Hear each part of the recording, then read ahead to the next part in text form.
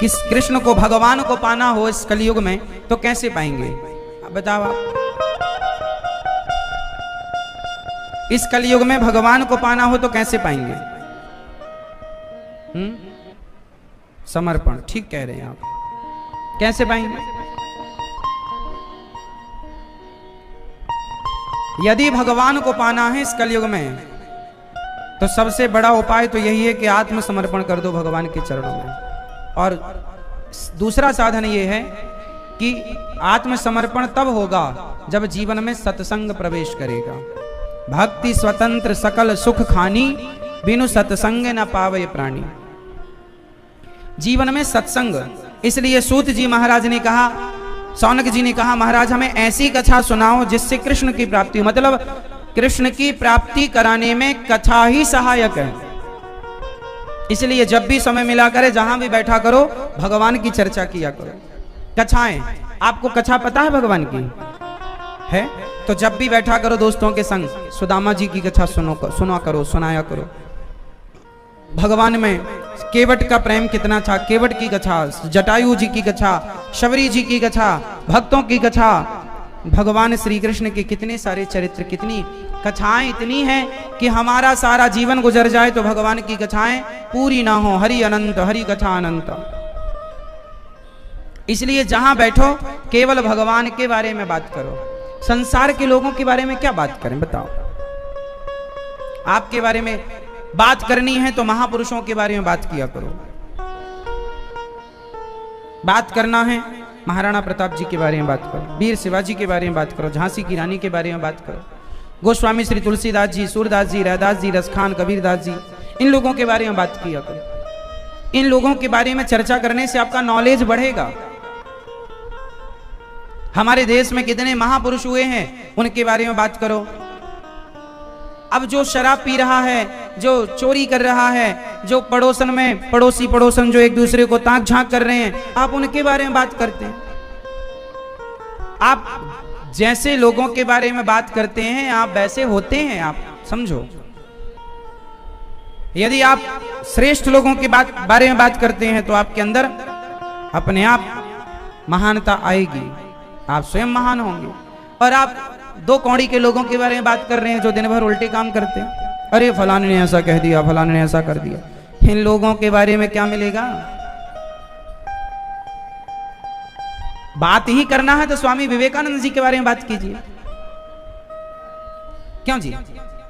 बात करना है तो माता सबरी के बारे में बात कीजिए, बात करनी है तो श्री रामकृष्ण परमहंस जी के बारे में बात कीजिए, बात करनी है तो चैतन्य महाप्रभु जी के बारे में बात कीजिए, बात करनी है तो स्वामी श्री रामानुजाचार्य स्वामी जी के बारे में बात कीजिए, श्री रामानंदाचार्य जी, श्री वल्लभाचार्य जी के बारे में बात कीजिए, श्री निम्बारकाचार्य जी के बारे में बात कीजिए। बात करना ही है तो श्री गुरु गोविंद सिंह जी के बारे में, श्री गुरु गोविंद श्री नानक देव जी के बारे में बात कीजिए, महापुरुषों के बारे में बात कीजिए। अच्छे लोगों के बारे में बात करेंगे तो आप अच्छे होंगे, और दो कौड़ी के लोगों के बारे में बात करेंगे तो आपकी भी कीमत, आपका भी स्टेटस घटेगा, डाउन हो जाएगा। इसलिए थोड़ा संभालो। देखो, बैठने आप किनके संग बैठते हैं, आपकी कीमत संग से बढ़ती और घटती है, हाँ या ना? आपकी कीमत किससे घटती बढ़ती है? जोर से, मैया, ओ मेरी मां। किससे बढ़ती घटती है? संगत से गुण आते हैं, संगत से गुण जाएं। सोनार की तराजू में यदि एक मक्खी भी बैठ जाती है ना, तो मक्खी भी 2-3 हजार की हो जाती है। जिस तरफ बैठेगी उस तरफ फायदा कराएगी। बोलो हाँ। मक्खी यदि सुनार की तराजू में बैठ जाए, सोने की तरफ बैठ जाए तो सोने का थोड़ा सा वजन बढ़ा देगी। 1 ग्राम की यदि मक्खी हुई और बाट की तरफ बैठ गई तो 1 ग्राम वजन बढ़ा देगी। उसकी भी कीमत होगी कि नहीं? हजारों में हो गई। यदि मक्खी सुनार की तराजू में बैठ जाए तो उसकी भी कीमत बढ़ जाती है, और यदि सब्जी भाजी तौलने वाली तराजू में जाके टमाटर आलू तौलने वाली तराजू में मक्खी बैठ जाए तो उसकी कोई कीमत नहीं है। तो मक्खी की कीमत भी संग से बढ़ गई, सुनार की संगति कर ली तो कीमत बढ़ गई। इसलिए संगति मेरी माँ, आप यदि अच्छी संगत, आप यदि सत्संग में बैठते हैं, कीर्तन में बैठते हैं, अच्छे लोगों के बारे में, अच्छे लोगों के बीच में बैठते हैं, सक्सेसफुल लोगों के बीच में बैठते हैं, तो आप भी सक्सेस हो ही जाएंगे। और आप उन लोगों के बीच में बैठते हैं जो सक्सेस ही नहीं है, जो खुद परेशान हैं, रोजगार के पीछे भाग रहे हैं, नहीं मिल रहा काम, रो रहे हैं, रोने वालों के बीच में बैठोगे तो आप भी रोएंगे। और यदि आप भी अच्छे लोगों की संगति करेंगे तो आप अपने आप अच्छे होंगे। बोलो हाँ। अब आपके दोस्त कैसे हैं? टपोरी लोग, कोई काम के नहीं, दिन भर रोते, अरे रोजगार नहीं, अरे काम नहीं, उनके बीच में आप भी बैठ बैठ के रो रहे हैं।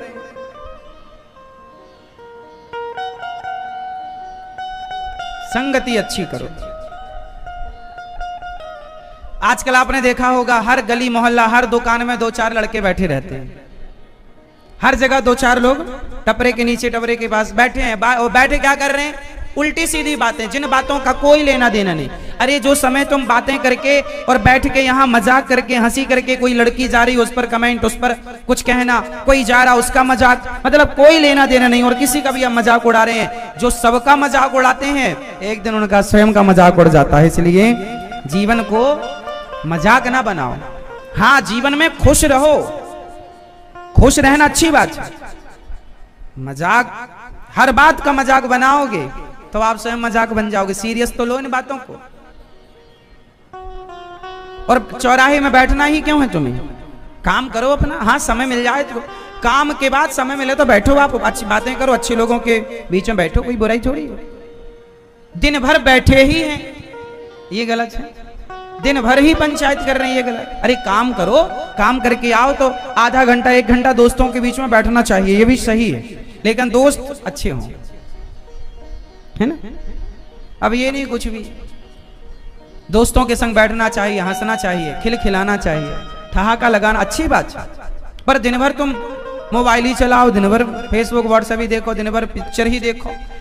अब कुछ लड़के ऐसे होते हैं, कुछ लोग, लड़के क्या, कुछ लड़की हो लड़का, सबके लिए बोल रहे हैं, कुछ लोग ऐसे होते हैं, कुछ तो बूढ़े, कुछ तो पुरुष भी ऐसे होते हैं जो दिन भर टीवी देखते हैं, दिन भर पिक्चर। पत्नी काम कर रही है और पति टीवी देख रहा, और फिर क्या समा, महाराज जी घर में बरकत नहीं है, घर में कोई तरक्की नहीं है। अब दिन भर तुम टीवी देखोगे, खटिया तोड़ोगे तो कैसे बरकत होगी? कुछ काम वाम करते हो? काम कुछ करते नहीं, दिन भर पकौड़ी खाएंगे और दिन भर टीवी देखेंगे। इसलिए अपने आप को ना, अच्छा ये बताओ, जो फ्री है वो ज्यादा सुखी है या जो व्यस्त है वो ज्यादा सुखी है? बोलो जोर से। जीवन में फ्री होना चाहिए या व्यस्त? व्यस्त रहो, काम, कोई भी काम करो, छोटा हो काम करो, बड़ा हो काम करो, और जिससे प्रॉफिट हो वो काम करो। और समय मिल जाए तो भी अपने आप को फ्री ना रखो, सत्संग में जाओ, संतों के पास जाओ और सत्संग में अपने आप को व्यस्त रखो। जो और समय मिल जाए तो माला ले लो और माला जाप करने में अपने आप को व्यस्त रखो, कीर्तन में बैठ जाओ, कीर्तन, अपने आप को अहरनिश अच्छे कार्य में व्यस्त। जो आदमी फ्री रखता है अपने आप को, शराब पीने कौन जाता है, व्यस्त लोग या फ्री लोग? बोलो, फिर देख लो ना।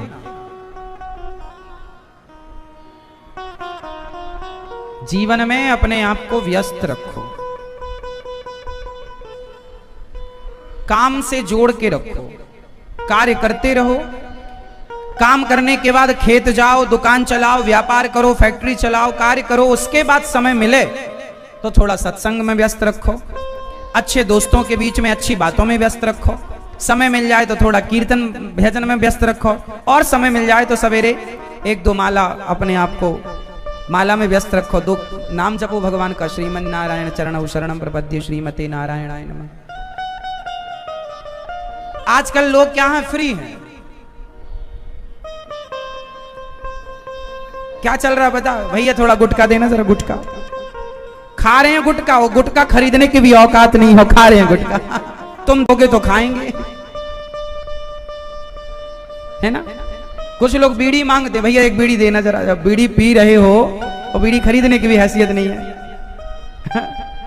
ऐसे भी लोग हैं ना, बीड़ी पिएंगे पर बीड़ी रख नहीं पाते, गुटखा खाएंगे पर गुटखा खरीदने की ताकत नहीं है।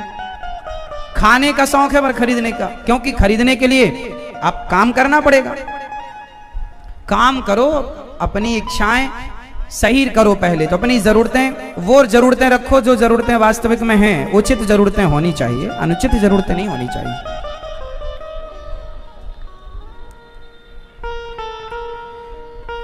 सूत जी महाराज ने शौनक आदि ऋषियों से कहा, मैं तुम्हें कथा का रहस्य सुनाता हूं, सार सुनाता हूं। एक बार भागवत जी सुनने के लिए देवता भी पृथ्वी पर आए। एक बार क्या हुआ, सुखदेव भगवान राजा परीक्षित जी को भागवत सुना रहे थे। सुखदेव भगवान राजा परीक्षित जी को भागवत, अच्छा सुखदेव जी ने राजा परीक्षित जी को भागवत कहां सुनाई, बताओ मैया, बताओ मैया। सुखदेव जी ने राजा परीक्षित को भागवत कहां सुनाई थी, नैमिषारण्य में। तो फिर शुकताल में क्या सुनाई थी, अच्छा शुकताल। नैमिषारण्य में सूत जी ने शौनक आदि ऋषियों को सुनाई थी। सुखदेव भगवान ने राजा परीक्षित को भागवत कहां सुनाई थी, शुकताल में। कहां पर, शुकताल। शुकताल में राजा परीक्षित जी बैठे हैं भागवत सुनने और सुखदेव भगवान सुना रहे हैं। तभी देवराज इंद्र आए और उन्होंने कहा, राजन, उन्होंने कहा सुखदेव भगवान, सुकम नत्वा वदन सर्वे स्वकार्य कुशलाः शुरा। हे महाराज, मैं आपको प्रणाम करता हूं, ये भागवत मुझे सुना दीजिए। सुखदेव भगवान ने कहा, इंद्र आप बिजनेस व्यापारी बनकर आए हैं, स्वर्ग का अमृत लेकर आए, बोले ये अमृत राजा परीक्षित को पिला दो और कथा रूपी अमृत हमें पिला दो, अदला बदली कर लो। स्वर्ग में भी अमृत है और कथा को भी अमृत कहते हैं, तो स्वर्ग का अमृत परीक्षित को पिलाओ और कथा अमृत आप हमें पिलाओ।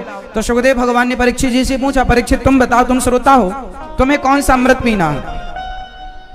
अमृत दो होते हैं, एक स्वर्ग वाला अमृत और एक है कथा अमृत। तब कथा अमृतम तप्त जीवनम, कथा को भी अमृत कहा है। परीक्षित जी से कहा कि आप कौन सा अमृत पीना पसंद करेंगे। परीक्षित जी ने कहा, मुझे तो भागवत में ही सुख मिल रहा, भागवत अमृत ही पीना है।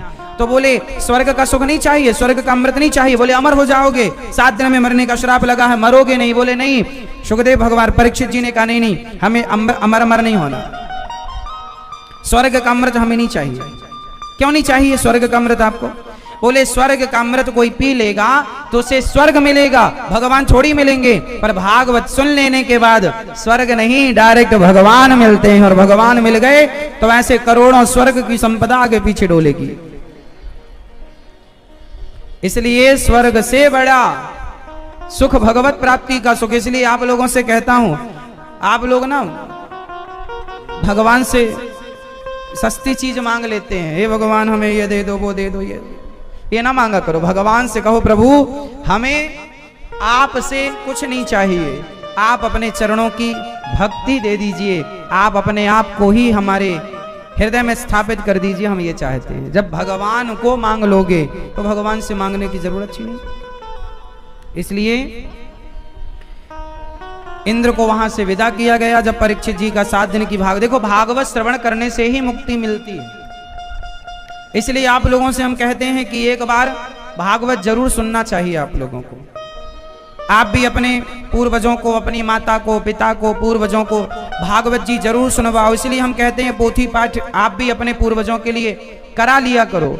ये पुण्य ऐसा है कि आप करा के भूल जाएंगे, लेकिन वो पुण्य आपको मिलकर ही रहेगा।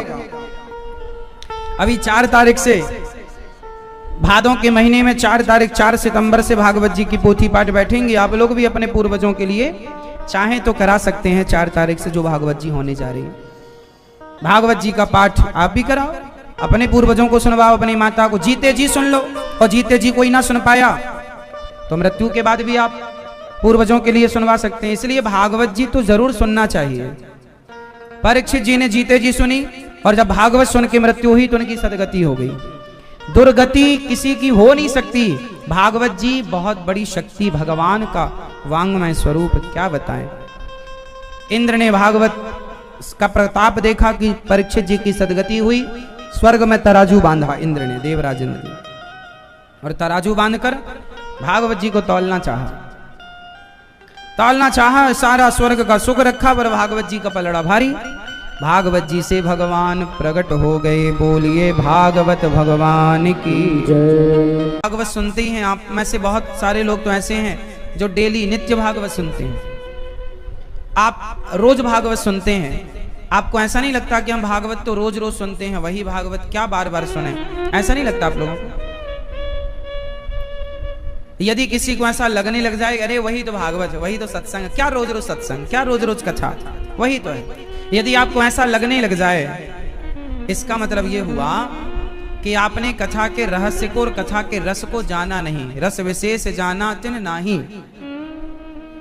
गोस्वामी जी कह रहे हैं कि जो नित्य कथा श्रवण करें और कथा सुनकर उनका पेट भर जाए, अरे बहुत सुन ली कथा, अब नहीं, जब पेट भर जाए तो समझ लेना कि आपने कथा को सुना ही नहीं, क्योंकि कथा जितनी सुनेंगे उतना पेट भरेगा नहीं, बल्कि उतनी भूख बढ़ जाएगी कि और सुनने मिल जाए, वो और सत्संग में डूबने को मिल जाए। प्यास समाप्त हो जाए, वो सत्संग नहीं किया, वो रस को जाना नहीं। जान वही पाता है जो और प्यासा हो जाता है। हमें और कथा चाहिए और सत्संग, मतलब कथा मात्रैक जीवनम, जिसके जीवन में सत्संग ही जीवन का सार हो। सवेरे सत्संग, दोपहर के सत्संग, शाम को सत्संग।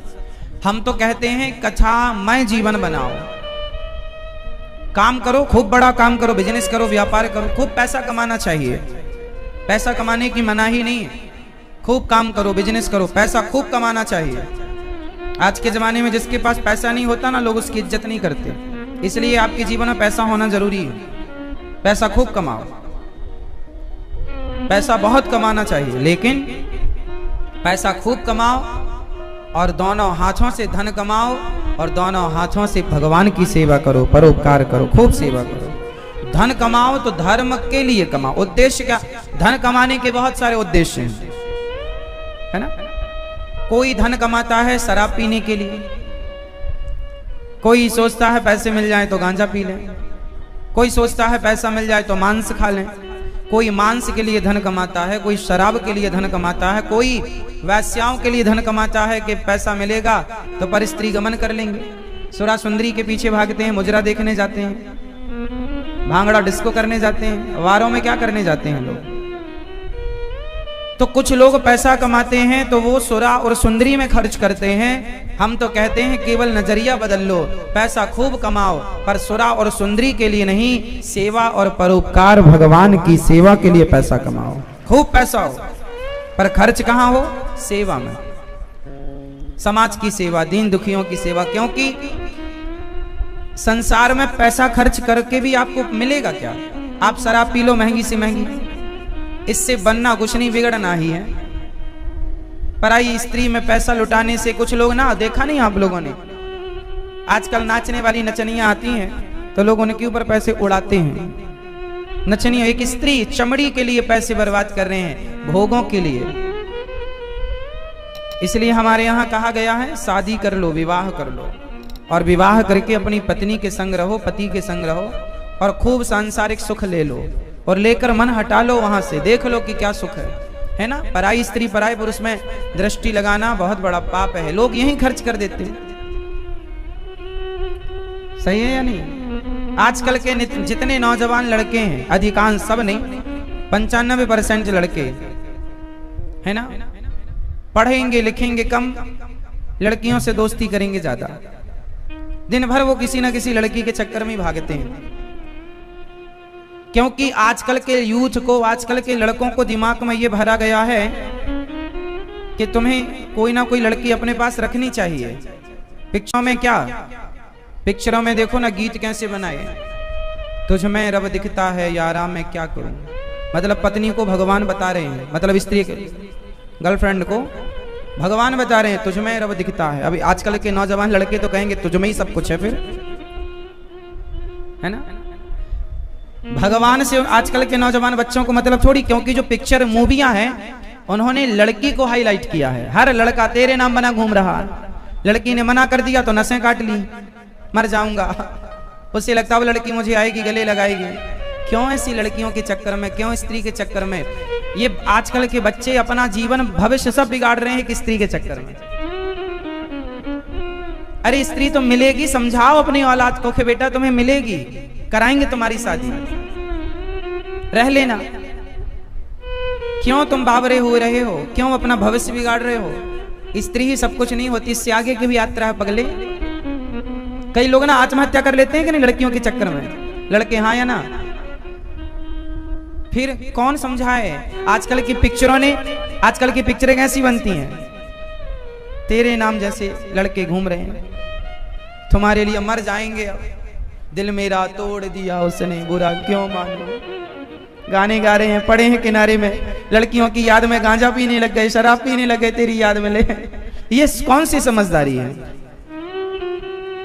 अरे पहले, अरे तुम में काबिलियत होगी तो लाइन लगा के लड़कियां खड़ी हो जाएंगी।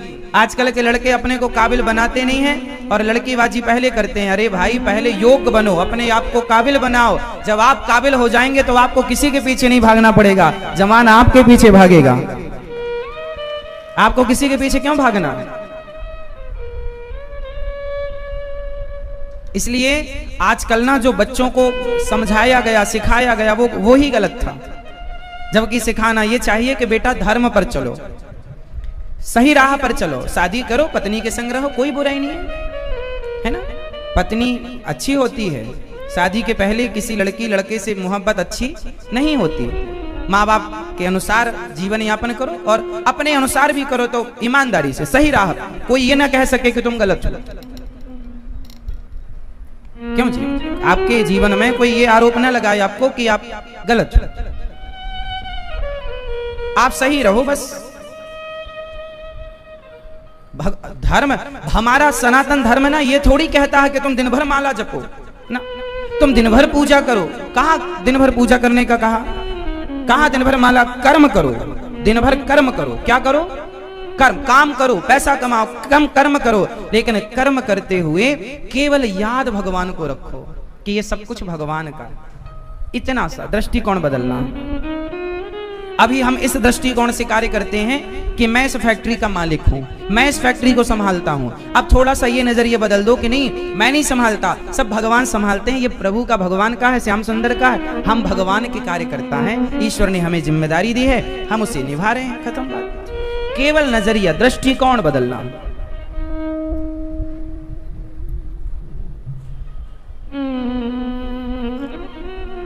आज का व्यक्ति जरा सी बातें इसलिए देखो, संतों की शरण में रहना चाहिए, इसलिए संतों से जुड़ी रहो। पतंग धागे से जुड़ी रहती है, पतंग धागे से, यदि धागा कट गया तो पतंग कितनी भी ऊपर हो नीचे आ जाएगी। अच्छा ये बताओ, पतंग को ऊपर पहुंचाया किसने? किसकी बदौलत पहुंचा? उस धागे की बदौलत। यदि धागा ना होता तो पतंग आकाश में ना जाती। तो बदौलत धागा है, धागे की बदौलत पतंग आकाश में गई। अब पतंग को लगने लगा कि नहीं, धागा ने तो मुझे पकड़ रखा है, मैं तो और ऊपर चली जाती, तो पतंग ने धागा को छोड़ दिया तो नीचे आ गई। आप हैं पतंग और आपके गुरु हैं धागा। यदि आप उस धागा रूपी गुरु से जुड़े रहे तो आकाश में लहराते रहोगे, और यदि उस धागे से कट गए तो हिचकोले खाते कितने भी ऊपर हो, आप संस्कारों से हट गए, गुरु संतों से हट गए तो वो आप नीचे आए। इसलिए दशरथ जी वशिष्ठ जी से जुड़े रहे अंत तक। दशरथ जी के गुरु कौन? वशिष्ठ जी। मतलब गुरु एक वो गुरु होता है जिसके अंदर त्याग हो, तपस्या हो, जो आपको कुछ सिखा सके, जो आपको एक सही गाइड कर सके, सही मैसेज दे सके आपको।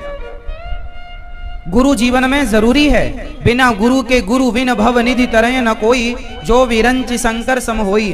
ब्रह्मा ही क्यों ना हो, गुरु के बिना गति ब्रह्मा की नहीं।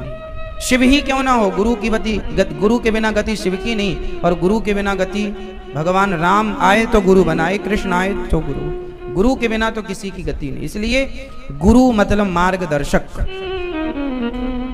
हर व्यक्ति के जीवन में एक बढ़िया मार्गदर्शक चाहिए। यदि अर्जुन के मार्गदर्शक श्री कृष्ण ना होते तो बताओ फिर अर्जुन महाभारत जीत पाते?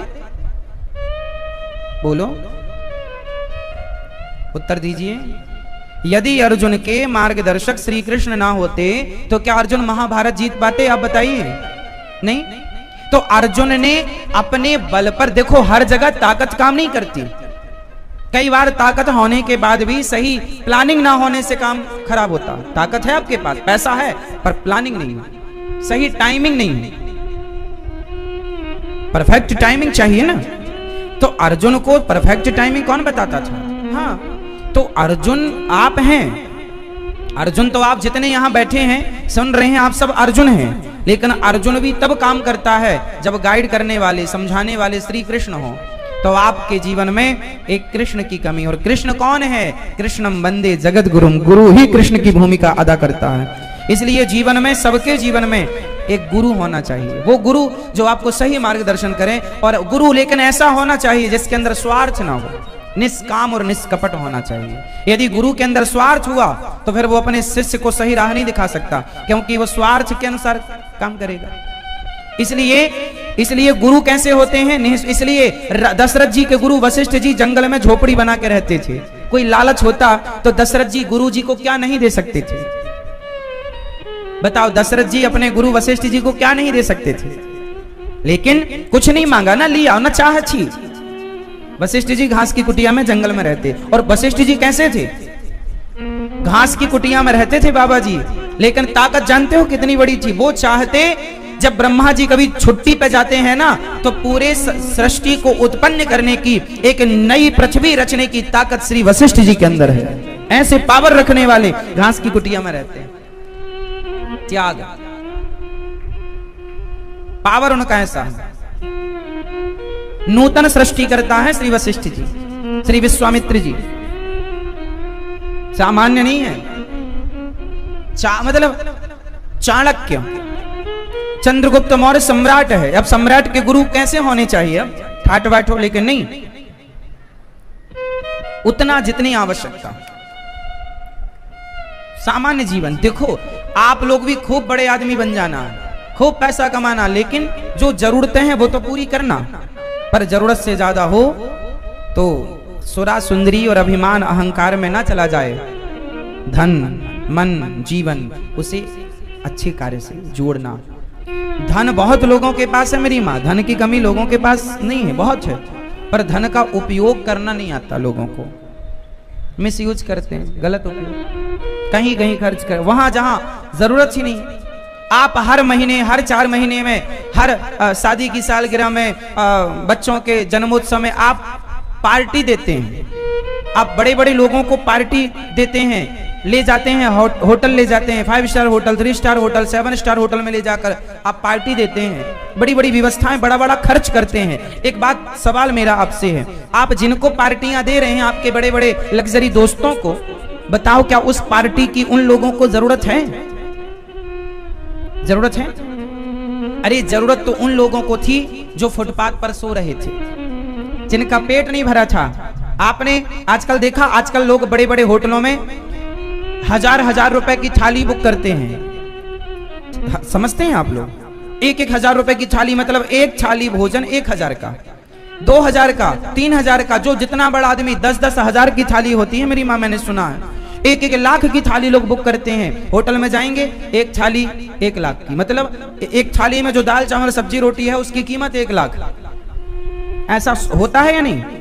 कितने लोग जानते हैं कैसा हो रहा है जमाने में? 5,000 की थाली, 2,000 की थाली, 500 की थाली, ऐसा हो रहा है ना? कितने लोग जान रहे हैं विषय को? पहले हाथ उठा के मुझे बताओ। आप लोग जानते हैं सब? आप नहीं जानती हो मैया? होती है ना? बोलो हाँ या ना? आप बताओ मैया, आप जानती हो? होती है ना?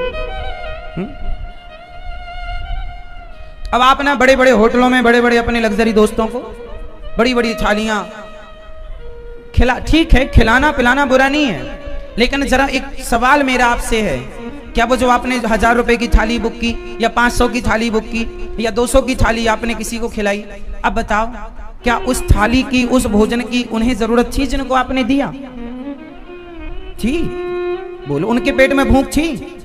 अरे वो तो ऑलरेडी तुम्हारे बड़े आदमी हैं सब, जरूरत किन्हें थी?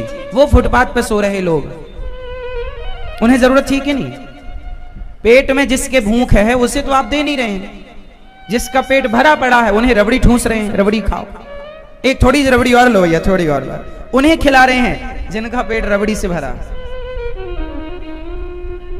और तुम्हारे द्वार पर कोई भूखा आ जाए, भैया जरा 2 रोटी दे दो, अरे भिखारी आ गया, दिन भर भीख कमा के खा नहीं सकता। कोई मांगने रोटी आ जाए तो उसे लोग दुत्कार देते हैं, और जिन्हें जरूरत नहीं उन्हें रबड़ी ठुसाते हैं, लो और खाओ। हाँ या ना? तो ये जो है रवैया, ये विचारधारा, देखो सबको सम्मान दो, मना ही नहीं है, पर जरूरतें देखो किसकी क्या जरूरत है। और जीवन ना दोस्तों के, आजकल ना लोग दिखावे में जीते हैं। आजकल की जिंदगी किसमें है? आप में से कितने लोग इस बात से सहमत हैं कि आजकल लोग दिखावा ज्यादा करते हैं? कितने लोग सहमत हैं मेरी इस बात से? दिखावा है ना, बड़ा घर होना चाहिए, बंगला, मेरे पड़ोसी ने ऐसा बनाया तो मैं ऐसा बनाऊंगा, नहीं है तो कर्जा लेके बनाएंगे, लोन लेके बनाएंगे, भले ना चुका पाए, भले बैंक कुड़की कर ले जाए सब, लेकिन दिखावा। इसलिए मेरी मां, जीवन दिखावे के लिए ना हो, जीवन में रियलिटी होनी चाहिए। जितना चादर है उतना पांव पसारो। जीवन में कोई परेशान नहीं हो सकता यदि अपनी जरूरतों को कंट्रोल कर ले तो, अपनी इच्छाओं को कंट्रोल कर ले तो। आजकल समस्या जानते हैं क्या? आमदनी तो कम है, आमदनी इनकम कम है और खर्चा ज्यादा है, इसलिए लोग परेशान हैं। इसलिए आप लोग यदि सुखी रहना चाहते हैं तो पहले तो दिखावा बंद करो। हमारी सहेली ने 5000 की साड़ी पहनी है तो हम भी 6000 की पहनेंगे ना, उसने पहना है, उसका बजट होगा। आप अपने हिसाब से काम करो, औरों के अकॉर्डिंग, औरों के हिसाब से आप काम मत करो। आप क्या करते हैं, आपकी भले हैसियत ना हो पर आप उसकी देखरेख में काम करो। नहीं, वो अलग है, वो अलग है, हम अलग हैं। हर व्यक्ति को अपनी अपनी इच्छाओं को कंट्रोल में रखना चाहिए और अपनी जरूरतों के हिसाब से कार्य कर लेना चाहिए। सुखी रहना हो तो भागवत जी हमें ये सब सिखाती हैं, जीवन कैसे जीना है, कैसे रहना है, कैसे व्यवहार होना चाहिए, आपका मार्गदर्शक कैसा होना चाहिए, कृष्ण जैसा होना चाहिए, शकुनी ने जैसा नहीं होना चाहिए। तो हमारे अभी 4 तारीख से भागवत जी की पोथी पाठ यहाँ बैठेंगी। आप लोग भी अपने पूर्वजों के लिए, अपने घर की सुख शांति के लिए भागवत जी की पोथी पाठ करा सकते हैं। आप लोग भी भागवत जी का आयोजन अभी 4 तारीख से फिर पोथी पाठ का होगा। फिर आप लोग अपने लिए, अपने पूर्वजों के लिए चाहे तो कराएं। भगवान सच्चिदानंद स्वरूप है, सत चित आनंद बराबर सच्चिदानंद। सत्य क्या है? भगवान। चित क्या है? प्रकाश। कहाँ रहते हैं भगवान? सब में। भगवान आनंद के सागर हैं। क्या करते हैं भगवान? विश्व की उत्पत्ति, पालन, संहार। तापत्रय विनाशाय। 3 प्रकार के दुख होते हैं हर जीवन में, हर व्यक्ति के जीवन में, दैहिक, दैविक, भौतिक, तापा। हर व्यक्ति दुखी है। अच्छा बताओ, इस संसार में सुखी कौन है? आप लोग उत्तर दो, आप बताओ सुखी कौन? नहीं मालूम? दादाजी, ओ मोबाइल वाले दादाजी, सबसे सुखी कौन है संसार में? हाँ? सबसे सुखी कौन है? हाँ? आप बताओ सुखी कौन? आप बताओ भैया। कोई नहीं। सुखी कौन? जिसके जीवन में बहुत इच्छाएं हैं वो सुखी है कि दुखी है? बोलो बोलो। जिसकी बहुत इच्छाएं हैं वो दुखी है, और जिसके जीवन में कोई इच्छा नहीं है वो। बताओ भगवान राम के जीवन में क्या इच्छा थी? राम जी की इच्छा क्या थी? दशरथ जी ने कहा तुम राजा बन जाओ, ठीक है पिताजी। दशरथ जी ने कहा तुम वनवास चले जाओ, ठीक है पिताजी। ना तो राम जी की इच्छा राजा बनने की थी, ना तो अयोध्या के सिंहासन पर बैठ करके शासन करने की थी। हमारी कोई इच्छा नहीं। पिताजी ने कहा राजा बन जाना, ठीक है बन जाएंगे, वनवास भेज दिया, उसी समय चले गए, कोई शिकायत नहीं कि तुमने ये कहा था वो क्यों, नहीं नहीं जो आप चाहो, हमारी कोई इच्छा नहीं। जीवन में सुखी होने के मंत्र लोग ढूंढते हैं ना, ये मंत्र हैं इच्छाओं को समाप्त, राम जी की तरह। अच्छा, माता सीता जी को फिर भी इच्छा थी क्या? माता सीता को क्या इच्छा थी बताओ? माता सीता की क्या इच्छा थी आप बताओ, आप बताओ। अच्छा बताओ, माता सीता के जीवन में इतना दुख क्यों आया? रावण उठा के क्यों ले गए माता सीता को? बोलो जरा। ओ मैया को जगाओ, सोने लगी मेरी माँ, सुना। चलो बताओ, माता सीता के जीवन में क्या इच्छा थी? माता सीता के जीवन में दुख क्यों आया? आप बताओ मैया, चश्मा वाली मैया मेरी माँ। क्योंकि माता सीता के जीवन में एक इच्छा थी, क्या?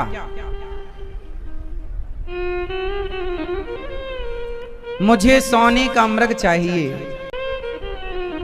माता सीता की इच्छा क्या थी? राम जी से क्या कहा? मुझे ये सोने का, ये इच्छा थी ना। माता सीता ने इच्छा रखी कि मुझे सोने का मृग चाहिए, और उसी इच्छा के कारण माता सीता के जीवन में दुख आया। बोलो हाँ, हाँ या ना? मैया, ओ पंचायती मैया, ओ भैया, ओ बोतल वाले भैया, क्या ट्रैफिक ठीक कर रहे हैं? चलो बताओ, माता सीता के जीवन में दुख क्यों आया? क्योंकि उनके पास क्या थी? इच्छा थी, सोने के मृग की कामना थी, इच्छा थी, इसलिए उनके जीवन में दुख आया। रावण उठा कर ले गया। यदि माता सीता ने सोने के मृग की इच्छा ना की होती तो राम जी सोने के मृग के पीछे ना जाते, फिर लक्ष्मण जी ना जाते, तो फिर रावण ना आता, फिर रावण ना चुराता, फिर माता को रोना ना पड़ता, राम जी से दूर ना होना पड़ता। मतलब इतना जो कष्ट आया माता सीता के जीवन में, वो केवल एक इच्छा के कारण, एक इच्छा के कारण माता सीता के जीवन में इतना दुख आया। तो सोचो आपकी कितनी सारी इच्छाएं हैं, इसलिए आप कितने दुखी रहते हैं। आपके दुख का कारण आपकी इच्छाएं। बोलो हाँ या ना? माता सीता के जीवन की एक इच्छा ने उन्हें इतना परेशान किया, तो आपकी कितनी इच्छाएं हैं? आपकी इच्छाएं तो आप ही ना गिन पाएंगे, इतनी है ना। एक इच्छा इतनी कष्टदायी है, तो और इच्छाएं कितनी कष्टदायी होंगी।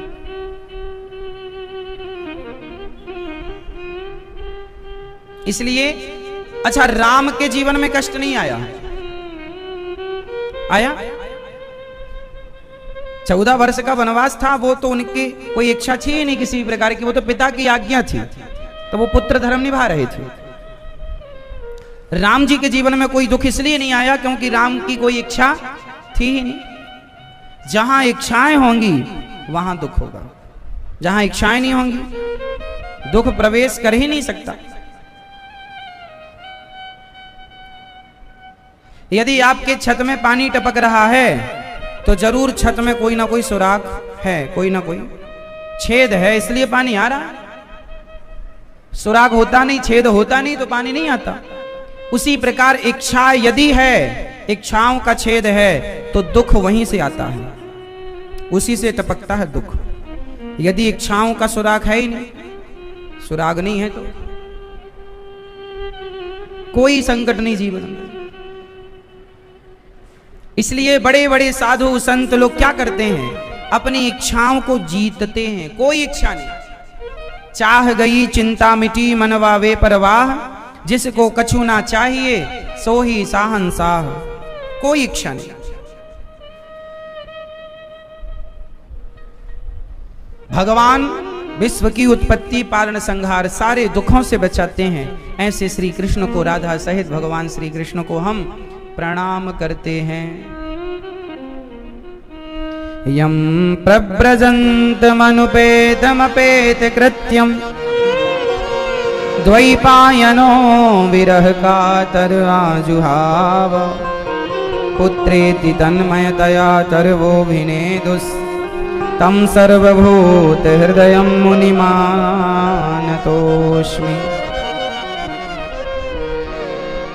सुखदेव भगवान का जन्म हुआ, देखो जरा, जन्म हुआ और जन्म लेते ही चल पड़े। कहां जा रहे हैं? सन्यास। सन्यास क्यों? संसार में नहीं रहेंगे। सुखदेव भगवान को लगा कि संसार में रहेंगे तो बड़ा दुख उठाना पड़ेगा। संसार का नाम दुखालय है। सुखदेव भगवान जाने लगे। उनके पिता पीछे पीछे दौड़े, बेटा रुक जाओ। पुत्रेति तन्मयतया तर्वोऽभिनेदुस्। कुछ देवांगनाएं निर्वस्त्र होकर स्नान कर रही थी। वहां से सुखदेव जी गए तो उन्होंने वस्त्र नहीं पहने, पर व्यास जी गए तो वस्त्र पहन लिया। व्यास जी ने कहा, देवियों, मेरा जवान बेटा गुजरा, यहां से निकला, तुमने कपड़े नहीं पहने, शर्म नहीं आई तुम्हें? हम बुढ़े को देखकर शर्म करती हो क्यों? कहा, महाराज आपके बेटे को तो पता ही नहीं कि स्त्री पुरुष में भेद क्या है।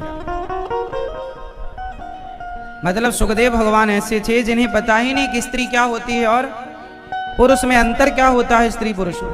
ऐसे सुखदेव भगवान, ये वो सुखदेव भगवान हैं जिन्हें व्यास जी ने बाद में भागवत जी पढ़ाई और भागवत जी का उपदेश किया और उन्होंने राजा परीक्षित को दिव्य भागवत जी की संहिता पढ़ाई।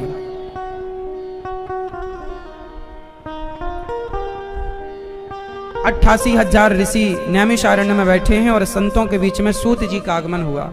तब शौनक आदि ऋषियों ने सूत जी से कहा, कृष्ण प्राप्तिकरं शाश्वत साधनम तद्वदाधुना। कृष्ण की प्राप्ति हो ऐसा क्या करें हम? अच्छा ये बताओ, कृष्ण की प्राप्ति कैसे होती है?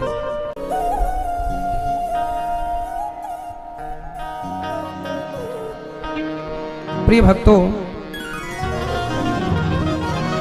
श्री सुखदेव भगवान ने राजा परीक्षित को कथा सुनाई, इंद्र का अभिमान दूर हुआ। एक बार ये कथा देवर्षि नारद जी ने भी सुनी। नारद जी शांति पाने के लिए विचरण करते हैं। अच्छा, नारद जी हैं संत, और संत का स्वभाव होता है समाज का कल्याण। संत हमेशा भ्रमण करते रहते हैं। संत हमेशा क्या करते हैं? भ्रमण। तो भ्रमण क्यों करते हैं? ताकि वो सब जगह, सब लोग वृंदावन नहीं आ पाते, इसलिए वृंदावन से जा जाके उन जगहों में वृंदावन की कथा सुना सुना के उनको भी, उनके हृदय में भी वृंदावन का वास हो और उनके हृदय में भी कृष्ण का वास हो। इसलिए वृंदावन और संत जो भी जहां हैं चलते फिरते रहते हैं, सबको ज्ञान देते। जैसे गंगा का पानी चलता, एक जगह रहेगा तो एक जगह के लोग ही प्यास बुझा पाएंगे, सब जगह रहेगा तो सब जगह। ऐसे संत हमेशा चलते हैं ताकि सब लोग संतों का लाभ ले सकें। इसलिए जहां भी संत मिले, संतों के चरण पकड़ के बस एक ही सवाल करना चाहिए कि प्रभु मेरा कल्याण कैसे हो।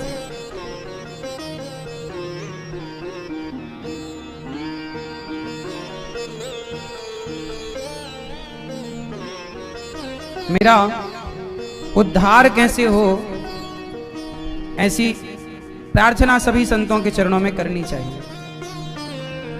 मेरे कल्याण का प्रभु कोई मार्ग प्रशस्त कीजिए, मेरे कल्याण का कोई साधन बताइए।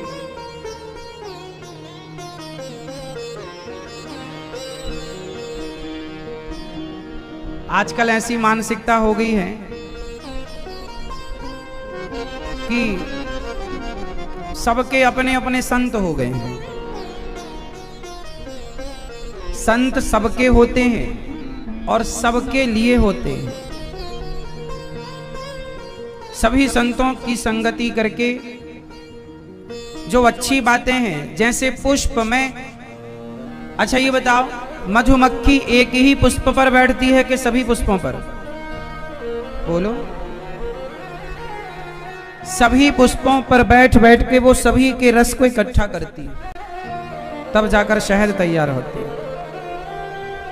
तो आपके जीवन में जो संत मिले, जो आपके हृदय को बिल्कुल परिवर्तित कर दें, तो संतों की शरण में रहो, सत्संग करते रहो, अच्छे बनो बस।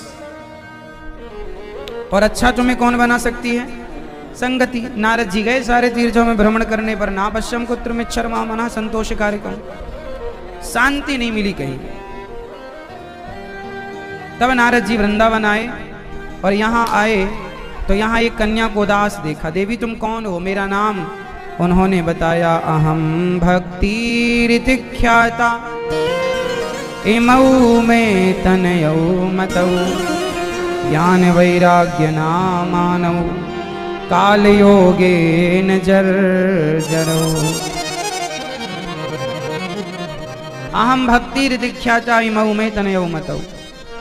महाराज मेरा नाम भक्ति है, ये मेरे बेटा ज्ञान और वैराग्य। तो देवी आप इतनी उदास दुखी क्यों? महाराज ये मेरा बेटा बूढ़ा हो गया। देखो माँ जवान, बेटा बूढ़ा, कलयुग है ना ये। ज्ञान वैराग्य बूढ़े हो गए। ज्ञान वैराग्य बूढ़े हो गए, इसका तात्पर्य क्या है? आजकल ना ज्ञान बचा नहीं है। आजकल ज्ञान केवल लड़ाई झगड़े के काम आ रहा है। वो ज्ञान समाप्त हो गया जो ज्ञान भगवत प्राप्ति में सहायक था। अब वो ज्ञान कहां बचा? आजकल किसी को ज्यादा ज्ञान हो जाए तो वो अभिमानी हो जाता है। विद्या विवादाय धनम मदाय, है ना? यदि किसी को विद्या विवादाय धनम मदाय शक्ति परेशान परिपीडनाय खलस्य साधो विपरीत में ज्ञानाय दानाय च रक्षणाय। विद्या आज विवाद का कारण बन गई। आजकल लोग ज्ञानी हो गए, जरा सा पढ़ लिया, ज्ञानी हम ज्ञानी हो गए, लो झगड़ा चालू स्टार्ट। आजकल लोग ये कहते हैं, ये सिद्ध करना कि मैं ज्यादा, लोग क्या कहते हैं कि मैं ज्यादा जानता हूं, तुम कुछ नहीं जानते। आज जहां भी आप आप ट्रेन में जाइए, नुक्कड़ में देखिए, गली चौराहे में देखिए, वहां पर एक आदमी यदि कुछ कह रहा है तो वहां पर दूसरा ये कहने की कोशिश करेगा, तुम क्या जानते हो, तुमसे ज्यादा तो मैं जानू, वो अपनी बात। और वो पहले वाला कहेगा, नहीं तुम क्या जानते हो, मैं। वो कहता तेरा ज्ञान कम है, वो कहता तेरा ज्ञान, बोले मैं ज्यादा जानता हूं, मैं ज्यादा। इस चक्कर में वो लड़ाई कर लेते हैं। वो अपने आप को ज्ञानी मान लेते हैं। तो आजकल लोग ज्ञानी यदि थोड़ा सा ज्ञान हासिल कर भी लें तो वो झगड़े के काम पे लाते हैं। जबकि ज्ञान झगड़े के लिए नहीं होता, ज्ञान तो आनंद के लिए होता। ज्ञान मतलब आनंद। आपके पास ज्ञान है तो आप उस ज्ञान से आनंदित रहिए, खुश रहिए, प्रसन्न रहिए, औरों को उस ज्ञान से प्रसन्न रखिए। ये नहीं कि आपके पास ज्ञान है तो आप दूसरों को नीचा दिखाएं, आप दूसरों को गलत सिद्ध कर दें, तुम गलत हो। ज्ञान का अर्थ ये नहीं है। आजकल बड़े बड़े ज्ञानी ऐसा ही कार्य कर रहे हैं, बस लोगों को नीचा दिखाने का। आलोचनाएं करने में लगे हैं, निंदाएं करने में लगे हैं। इसलिए जब ज्ञान आए ना तो चुप हो जाए। इसलिए ज्ञान बूढ़ा हो गया कलयुग में। वैराग्य बूढ़ा है, कोई त्याग रखता नहीं है, भक्ति थोड़ा ठीक है। तब नारद जी ने कहा, देवी तुम कौन हो? उन्होंने कहा, अहम भक्ति ऋतिख्याता इमऊ में तनयौ मतौ। मेरा नाम भक्ति है, ये मेरा बेटा ज्ञान है, ये मेरा बेटा वैराग्य है। भक्ति के कितने बेटे हैं? जोर से मैया, भक्ति के कितने बेटे हैं? आप बताओ, भक्ति के कितने बेटे हैं? कौन कौन? आप बताओ, भक्ति के कितने बेटे हैं? दादाजी आप? हाँ, भक्ति के 2 बेटे हैं, ज्ञान और वैराग्य। बताते ही तो जा रहे हैं। भक्ति के कितने बेटे मैया? अच्छा, भक्ति के बेटे हैं तो आपके अंदर यदि भक्ति है, बोलो हाँ। आपके अंदर भक्ति है? बोलो हाँ या ना। यदि है तो अकेली भक्ति नहीं होनी चाहिए, बेटे कहाँ हैं? मतलब भक्ति वो ज्यादा अच्छी है कि भक्त को ज्ञान भी हो और संसार से त्याग भी रखे, वैराग्य भी हो। अब भक्ति तो है पर संसार से चिपका है तो उसकी भक्ति पुत्रवती नहीं है। और स्त्री की शोभा पुत्र से है, इसलिए पुत्र भक्ति के दो बेटे हैं, ज्ञान वैराग्य। तो आपके अंदर भक्ति है तो जिसके अंदर भक्ति होगी उसके अंदर ज्ञान ऑटोमेटिक होगा। जैसे मीरा के अंदर भक्ति थी तो मीरा ने बहुत पढ़ाई नहीं की, संतों की संगति तो की है, तो मीरा ने देखो बिना पढ़े लिखे कितने बढ़िया बढ़िया पद गाए कि आज तक हम लोगों ने पदों को गा गा करके अपनी भक्ति को कृतार्थ करते, अपनी वाणी को कृतार्थ करते हैं। पायो जी मैंने राम रतन धन पायो, क्या बढ़िया पद गाए मीरा जी ने। जबकि देखो भक्ति आएगी ना तो ज्ञान अपने आप आएगा, क्योंकि मां होगी तो बेटा होगा। तो आपके अंदर यदि भक्ति है तो ज्ञान भी होना चाहिए, और ज्ञान लड़ने झगड़ने वाला नहीं, आनंद देने वाला। मीरा के पास ज्ञान था तो वो झगड़ा नहीं करती थी, वो तो गली गली हरि गुण मैया ओ मेरी मां, वो तो गली गली हरि गुण गाने लगी। तो हरि गुण गाने के लिए ज्ञान मिला है, झगड़ा करने के लिए ज्ञान।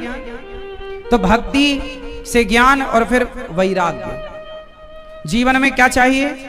ज्ञान भी चाहिए और त्याग भी चाहिए। क्या चाहिए मेरी मां? त्याग, वैराग्य। आज के लोगों के अंदर ना त्याग बिल्कुल नहीं है। बताओ त्याग है मैया? आज के आदमी के अंदर ना, आज के लोगों के अंदर त्याग नहीं है। बूढ़े बूढ़े लोग पैसे के पीछे भाग रहे हैं।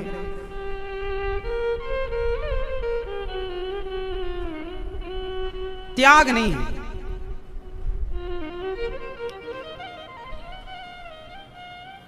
गृहस्थों की कौन कहे, आज तो विरक्तों के अंदर भी त्याग नहीं है। जो विरक्त ही है उनके अंदर भी त्याग नहीं है।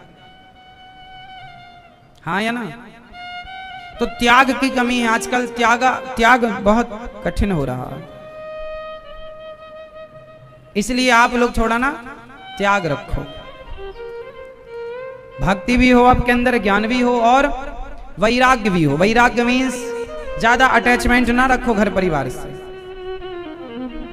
पत्नी, अब तुम बूढ़े हो गए, बाल बाल पक गए, अब तो बालों ने भी रंग बदल दिया, अब तुम भी तो अपने रंग बदलो। अब तो रंग बदलो अपने। धीरे धीरे मन हटाओ। अब बेटा बड़ा हो गया, पत्नी समझदार है, बेटा बड़ा, पत्नी, कुछ लोगों की तो पत्नी चली भी गई। अब पत्नी चली गई तो तुम तो फुर्सत हो गए, बेटा विवाह गया, बेटी सब सेटल हैं, अब अपना भजन में लगो। श्री नामदेव जी, श्री नाम सुना होगा आप लोगों ने, एक संत हुए हैं श्री नरसिंह जी, नरसिंह मेहता। जब नरसिंह मेहता, एक नरसिंह जी नाम के भक्त थे, बचपन से ही वो बोलते नहीं थे, गूंगा और बहरे दोनों थे। उनकी जो दादी थी ना, ले जाया करती थी रोज मंदिर, साधु संतों के पांव पड़वाती और बोलती है महाराज बच्चे को आशीर्वाद दो, कृपा करो ये कुछ बोलने लग जाए, कुछ सुनने लग जाए। एक संत जी के पास गई तो संत जी बड़े अच्छे संत थे, भगवान शंकर के स्वरूप माने जाते हैं। उन्होंने कहा तेरा बेटा बोलेगा भी और सुनेगा भी, महाराज बुलवाओ। तो संत जी ने बच्चे को बुलाया और कान में बोला, बोलो राधे श्याम। तो नरसिंह जी ने बोला राधे श्याम।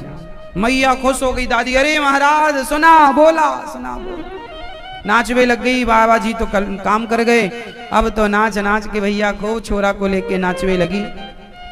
दादी, नरसिंह जी के माँ बाप थे नहीं, बड़े भाई थे और दादी थी, माँ बाप गुजर गए। अब दादी का बुढ़ापा था, दादी को लगा मैं मर जाऊंगी तो नरसिंह का ब्याह करा दूं, तो उन्होंने एक बढ़िया सी दुल्हन ले आई और नरसिंह जी का विवाह कराया। अब नरसिंह जी का ब्याह तो हो गया, पर नरसिंह जी कुछ कमाते तो थे नहीं, बड़े भाई नौकरी करते थे। तो बड़े भाई लाते थे कमा कर, तो भौजाई ताने मार कर ले। नरसिंह जी बोले एक दिन भाभी से, भाभी जी थोड़ी गरम गरम रोटी दे दो, हाँ हाँ, तुम्हारा बाप ही तो कमा के रखता है, गरम गरम रोटी दे दो, कमाते धमाते हो नहीं, बस पड़े पड़े खाते हो। लो भैया, ताने इतने मारे, इतना अपमान किया नरसिंह जी का कि नरसिंह जी को लगा बात तो सही है, मैं कुछ करता धरता तो हूं नहीं। तो नरसिंह जी निकल गए घर से। अच्छा, नरसिंह जी एक ही काम करते थे बस, सवेरे से शाम तक राधे कृष्ण राधे कृष्ण राधे कृष्ण राधे कृष्ण, केवल राधे कृष्ण का जाप। नरसिंह जी घर छोड़कर जंगल में चले और एक शिव जी का मंदिर था भरे जंगल में, कोई नहीं दूर दूर तक। नरसिंह जी वहां शिवलिंग पर अपना माथा टिकाकर लेट गए, थके थे तो सो गए, मूर्छित हो गए।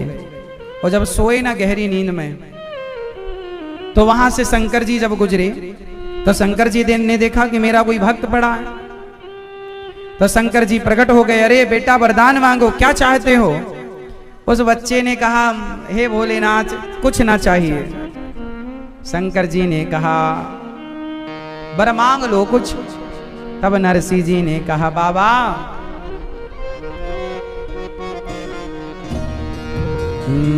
मुझको और कछु ना चाहिए, बस राधा कृष्ण मिलई दे। बाबा शंकर जी से क्या मांगा नरसिंह जी ने? मुझको और कछु ना चाहिए, बस राधा कृष्ण मिलई दे। हे प्रभु, हमें कुछ ना चाहिए, केवल राधा कृष्ण का हमें दर्शन करा दो। शंकर जी बोले, ये दर्शन तो बड़ा अनमोल है, पर तुमने मेरी भक्ति की, चलो। शंकर जी ले गए नरसिंह जी को और रास में सम्मिलित कर दिया। भगवान कृष्ण उस समय रास रचा रहे थे, अपनी नित्य लीला कर रहे थे, और श्री नरसिंह जी ने उस रास का दर्शन किया और भगवान कृष्ण का दर्शन हुआ। भगवान ने नरसिंह जी से कहा, जाओ, अब जहां से आए हो तुम वहीं जाओ और मेरी लीलाओं का गुणगान करो, जाओ। अब नरसिंह जी आए और खूब लीलाओं का गुणगान, खूब भगवान का भजन किया। कुछ दिन बाद नरसिंह जी की बेटी हुई, बेटा हुआ, बेटी का विवाह हो गया अंजार नगर में। और कुछ दिन बाद ना उनका बेटा जो था, जब उनका बेटा गुजर गया, मृत्यु हो गई, तो लोगों ने कहा, नरसिंह जी तुम्हारा बेटा मर गया, रो, तुम रो नहीं रहे हो। नरसिंह जी बोले, रोए क्यों? अरे बोले, बेटा चला गया। अरे बेटा हमारा था ही कब? जो अपना बेटा माना होए वो रोए, हमने तो उनका ही माना था तो उनके पास चला गया, अब रोने की क्या बात? जिनका था हमने अपना कभी माना ही नहीं, हमारा था ही नहीं। आप लोग रोते क्यों हैं? क्योंकि आप भगवान की वस्तु को अपना मान लेते, ये मेरा अटैचमेंट हो जाता, लगाव हो जाता है। ये मान के चलो कि ये सब भगवान का है और उन्हीं का है, सब वहीं जाता है। कहां जाएगा बताओ? ये बताओ, माटी का घड़ा जब टूटेगा तो कहां जाएगा? मैया, ओ मेरी माँ, जा रही हो मैया? टाटा कर लो मेरी माँ, टाटा। मैया टाटा नहीं कर रही हो मेरी माँ, लाल वाली मैया, टाटा करो। गुस्सा होके जा रही हो? जल्दी आना। सुनो, अब माटी का घड़ा जब टूटता है तो किसमें मिलता है? भैया बताओ, माटी का घड़ा जब टूटता है तो किसमें मिलता है? किसमें मिलता है? माटी में मिल जाता है। मिट्टी का घड़ा मिट्टी में मिलता है क्या किसी और में मिलता है? बोलो। तो मिट्टी से बना घड़ा टूटने पर मिट्टी का बना था, मिट्टी में मिल गया। तुम भगवान के घर से आए थे, मरकर भगवान के घर चले गए, इसमें रोना धोना क्या? जिसके जहां से आया उसके वहां चला गया, हिसाब बराबर। अब आप जबरदस्ती रोए, सिर पटके, रोते रहो। नरसिंह जी देखो इतने बड़े भक्त थे, लेकिन जब बेटा गया रोए नहीं, उन्हें पता था। अब अच्छा, बेटा भी इनका बड़ा भक्त था, चला गया। अब आप लोग कहते हैं, अरे आज के जमाने में ना इतने लोग अज्ञानी हैं। आज के जमाने में यदि नरसिंह जी का बेटा मरा होता तो लोग नरसिंह जी से क्या कहते? अरे इतनी भक्ति करते हो इसलिए चला गया, ऐसा लोग कहते हैं। अरे मूर्खों को कौन समझाए? कि इस संसार में अच्छा जो भक्ति, कुछ लोग कहते हैं कि भक्ति करते थे ऐसा हो गया। अरे भाई, जो भक्ति नहीं करते क्या उनके घर में कोई नहीं मरता? मृत्यु तो सबके जीवन में है, सबको ही मरना है। भगवान की भक्ति करना चाहिए, भगवान की शरण में रहना चाहिए।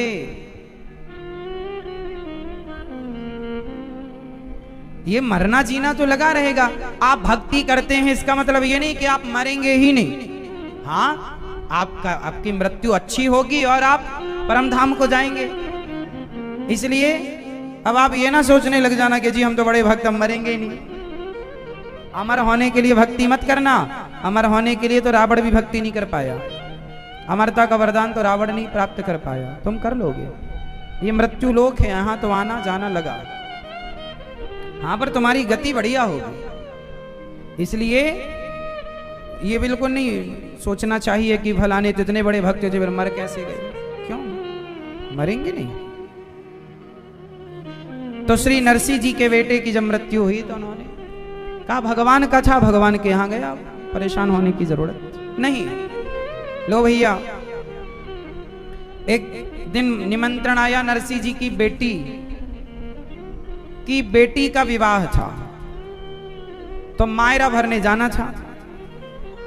मायरा समझते हैं? भांजे का विवाह होता है तो मामा के घर से जाता है सामान, उस प्रोसेस को, उस सामान को मायरा कहते हैं।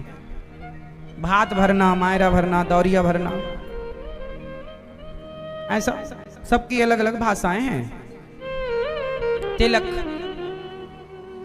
तो श्री नरसिंह जी के यहाँ निमंत्रण आया। अब नरसिंह जी के यहाँ निमंत्रण आया कि भाई मायरे में ये लेकर आना है, पूरी लिस्ट। अब नरसिंह जी तो कुछ था नहीं, चंदन वंदन भरे और चली गाड़ी। गाड़ी भी नहीं, भैया से गाड़ी मांगने गए तो भैया ने गाड़ी देने से मना कर दिया। तो किसी ने बूढ़े बैल दे दिए, किसी ने एक गाड़ी का पहिया दे दिया, किसी ने टूटी गाड़ी दी, उसमें जोड़ जाड़ के अपनी तैयार की। और सारे संत चल पड़े। और अब जब चले तो गाड़ी जैसे ही नगर से निकली, लोग बड़ा मजाक उड़ाए नरसिंह जी का, लेकिन विश्वास था नरसिंह जी को, हम भगवान के भरोसे जा रहे हैं। अब नरसिंह जी की जब गाड़ी चली और एक जंगल में पहुंची तो वहां गाड़ी टूट गई। और जब गाड़ी रात के टूटी तो द्वारिकाधीश जाग गए। रुक्मणी मैया बोली क्या हुआ? बोले भक्त की गाड़ी टूट गई। तो भगवान बोले गाड़ी टूट गई। रुक्मणी जी बोली तो विश्वकर्मा जी को भेज दो, बना देंगे। भगवान बोले किसी और की गाड़ी टूटती तो मैं विश्वकर्मा को भेजता, पर मेरी गाड़ी, मेरे भक्त की गाड़ी टूटी है तो मैं स्वयं जाऊंगा अपने भक्त की गाड़ी बनाने। नारद जी महाराज ने भक्ति ज्ञान वैराग्य को देखा कि उदास हैं। संतों ने कहा इन्हें भागवत सुनाओ तब इनका दुख दूर होगा। भागवत संतों ने, संत कादियों ने कहा भागवत सुनवाओ। हरिद्वार की पावन धरती पर भागवत जी का आयोजन किया गया। 3 आसन बिछाई गई भक्ति ज्ञान और वैराग्य के लिए। कथा प्रारंभ हुई। कथा सुनने भक्ति ज्ञान वैराग्य आए। कथा की महिमा हुई और भक्ति ज्ञान वैराग्य प्रकट हो गए। सदा सेव्या श्रीमद् भागवती कथा प्रकट हो गए भगवान। और जब प्रकट भये तो भगवान भक्ति ने कहा महाराज मैं कहाँ बैठूं? बोले जाओ भक्तों का हृदय खाली है। सब भक्तों के हृदय में जाकर भक्ति बैठ गई। भागवत वह हैं जो भक्ति ज्ञान और वैराग्य को भी दुख से दूर कर दे, मतलब उनके दुख को भी दूर करने वाला वो ग्रंथ भागवत जी हैं जो सबके दुख को दूर करते। इसलिए हम कहते हैं भागवत जरूर सुना करो। अब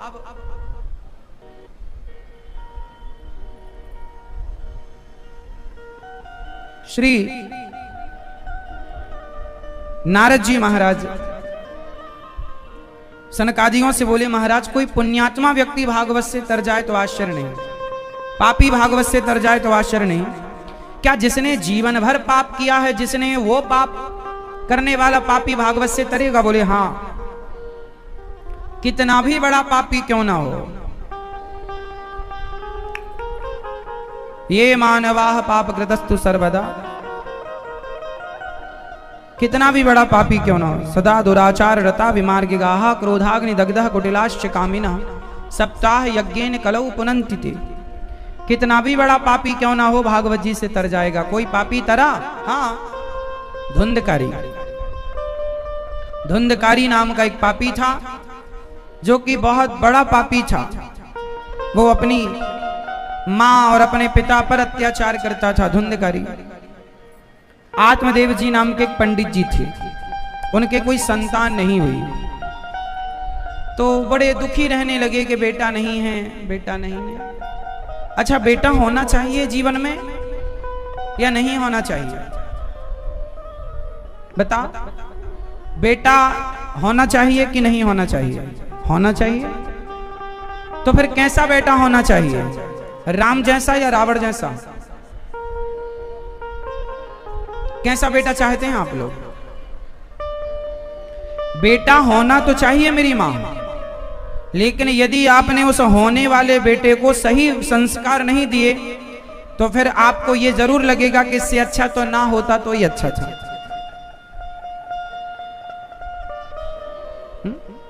यदि नालायक है तो आपको भविष्य में ये फील ना हो, ये ना लगे कि इससे अच्छा तो ना होता।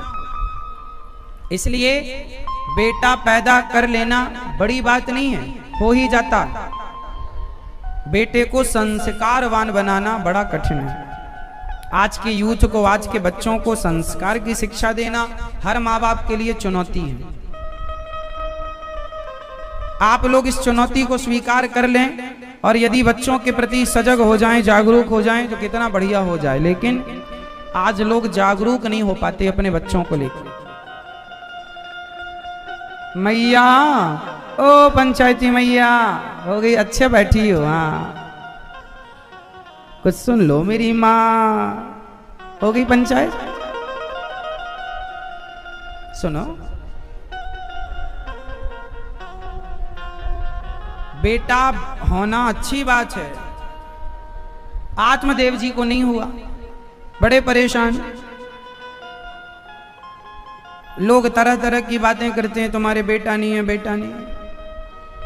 एक दिन किसी पड़ोसी ने बहुत ताने मार दिया, तुम्हारे घर बेटा नहीं है इसलिए ऐसा ऐसा। आत्मदेव जी निकल गए, अब मैं आत्महत्या कर लूंगा। संसार की बातें बड़ी कड़वी होती हैं। अच्छा बताओ, किसी स्त्री को बेटा ना हो तो वो स्त्री भाग्यशाली है या अभागिन है? उत्तर दो। किसी स्त्री के बेटा यदि ना हो तो वो स्त्री भाग्यशाली है या अभागिन है? उत्तर दो, बता। कुछ लोग कहते हैं ना कि तेरे तो बेटा नहीं है, तू अभागिन है। कुछ लोग ऐसा कह देते हैं। यदि आप कहें कि किसी स्त्री को कि तेरे बेटा नहीं है इसलिए लोग उसे अभागिन कहें, तो फिर बताओ मीराबाई के भी तो बेटा नहीं था, तो क्या मीराबाई अभागिन है? नहीं। अरे बेटा हो और ना हो इससे कोई, अब किसी के बेटा हो जाए तो क्या वो भाग्यशाली है? हाँ, तो बेटे बच्चे तो सुअर के भी होते तुमसे ज्यादा।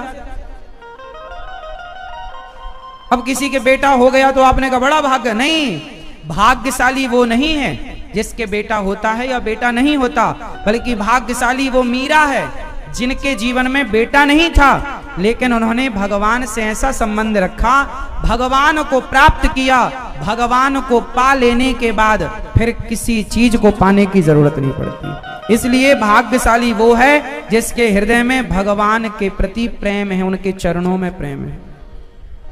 जो भगवान के श्री चरणों में प्रेम करते हैं, जो भगवान से प्रेम करते हैं, वो भाग्यशाली हैं। और जो बेटा बेटी से प्रेम करें वो भाग्यशाली थोड़ी हैं, वो अभागे हैं जो संसार से मोहब्बत करते हैं। इसलिए आप किसी स्त्री को ये ना कहा करो कि अरे तेरे तो बेटा नहीं है, तेरे तो बेटा नहीं है ना। बेटा किसी को क्यों नहीं होता, इसका कारण यह है कि बेटा हमेशा माँ बाप का कर्जा चुकाने आता है। ऋण जिसके सिर पर था उसका ऋण उतारने बेटा आया, जिसके सिर पर ऋण था ही नहीं उसे भगवान ने कहा कि तुम कोई ऋण में थे नहीं उलझे, इसीलिए तुम्हें जरूरत ही नहीं है। इसलिए भगवान ने उसे सबसे मुक्त रखा। बेटा बेटा, आजकल बेटा वाले लोग ज्यादा परेशान हैं।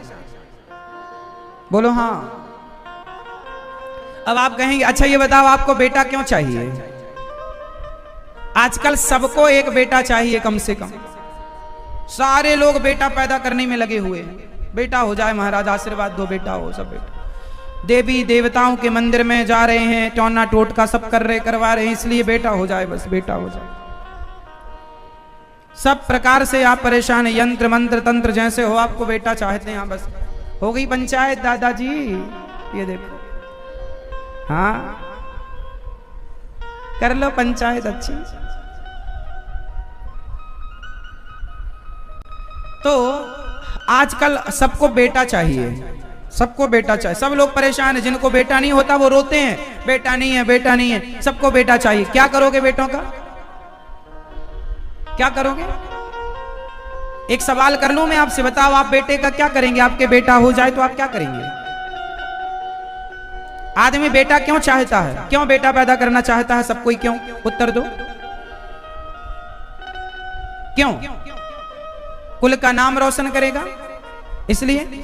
अरे कुल का नाम तुम ही रोशन नहीं कर पाए, अपने कुल का तुम्हारा बेटा क्या करेगा? बेटे से कराते हो, खुद क्यों नहीं कर लेते? स्वामी विवेकानंद जी ने अपने कुल का नाम स्वयं रोशन किया। उन्होंने ये नहीं सोचा बेटा होगा तब नाम रोशन करेगा। ले कितनी बड़ी मूर्खता। बोले महाराज जी हमारे वंश को आगे बढ़ाएगा। क्या करोगे वंश आगे बढ़ाकर? श्री चैतन्य महाप्रभु जी का वंश आगे बढ़ा? क्या उनके कोई संतान थी? अरे भाई, आप और हम सब भगवान की भक्ति जब करते हैं ना, ये संसार भगवान से प्रकट हुआ है और भगवान में ही समा जाएगा। भगवान को प्राप्त करने, उनके चरणों में मन लगाने आए हो।